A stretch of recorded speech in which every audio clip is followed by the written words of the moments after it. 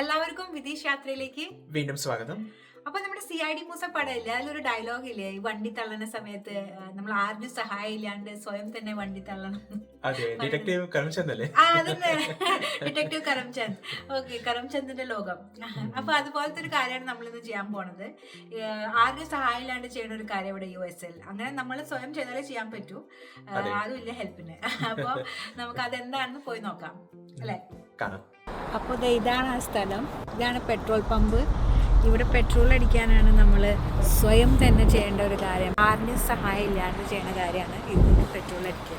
പിന്നെ ഇവിടെ പെട്രോളിന് ഗ്യാസ് എന്ന് പറയുക, ഗ്യാസോലീൻ ആയതുകൊണ്ട് ഗ്യാസ് എന്ന് പറയുക, പെട്രോളിന് ടേം യൂസ് ചെയ്യില്ലല്ലോ, കുറവാണ്. അപ്പോൾ ഇവിടെ നമുക്ക് ഇങ്ങനെ കുറേ ഇങ്ങനെ സിഗ്നൽസ് കാണാം, ഇങ്ങനെ ഗ്രീൻ ലൈറ്റ്, റെഡ് ലൈറ്റൊക്കെ.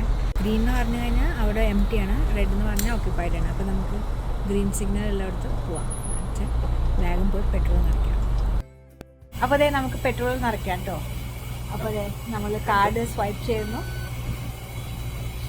പിന്നെ അത് ചോദിക്കുക എന്താണ്, റെഗുലർ ഗ്യാസോലിൻ ആണോ അതോ പ്രീമിയം ആണോ. നമുക്ക് റെഗുലർ നിറയ്ക്കാം.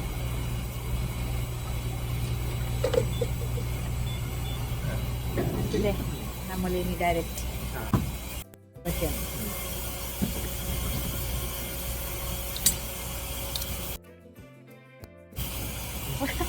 അത്രേ ഉള്ളൂ.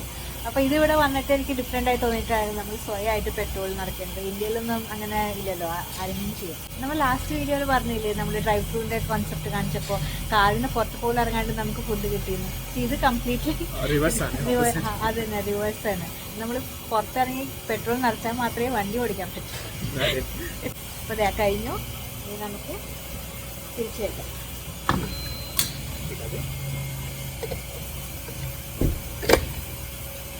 അത്രേ ഉള്ളൂ. അപ്പോൾ അത് നേരത്തെ പറഞ്ഞ പോലെ തന്നെ ആറിന് സഹായം ഇല്ലാണ്ട് പെട്രോൾ അടിച്ചിരിക്കുന്നു. അതെ.